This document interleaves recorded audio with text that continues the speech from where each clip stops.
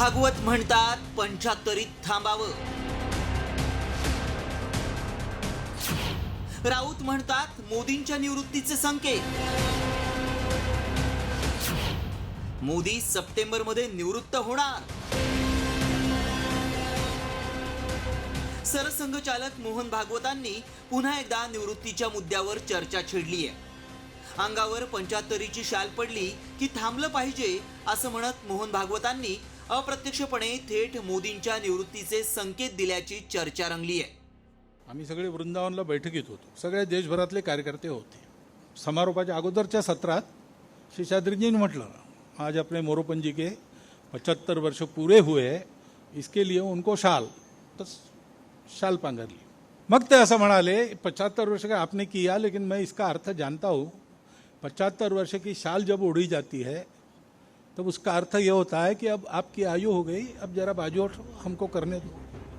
याच वर्षी सप्टेंबरमध्ये पंतप्रधान मोदी हे वयाची 75 पूर्ण करतायत। त्या पार्श्वभूमीवर मोहन भागवतांनी केलेलं वक्तव्य हा मोदींना इशारा आहे असा टोला संजय राऊतांनी लगावलाय।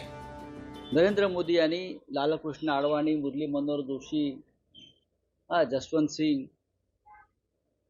अशा अनेक नेत्यांना निवृत्ती जबरदस्तीने लादली। आता सप्टेंबर महिन्यामध्ये नरेंद्र मोदी 75 वर्षाचे होत आहेत। त्यांची दाढी पिकलेली आहे, त्यांच्या डोक्यावरची केस उडालेली आहेत, सर्व सुख भोगलेली आहे सत्तेची। आता जो नियम आपण केलेला आहे 75 वर्षानंतर निवृत्तीचा, मला असं वाटतं राष्ट्रीय स्वयंसेवक संघ वारंवार त्यांना ती सूचना देते आहे की तुम्हाला आता निवृत्त व्हावं लागेल आणि देश सुरक्षित हातात सोपवावा लागेल। खरं तर मोदी शहांनी भाजपची कमान हाती घेतल्यानंतर 75 पूर्ण झालेल्यांना निवृत्त करण्याचा अलिखित नियम केलाय। त्यामुळे 75 वर्ष पूर्ण केलेल्या नेत्यांना मार्गदर्शक मंडळात पाठवलं जातं।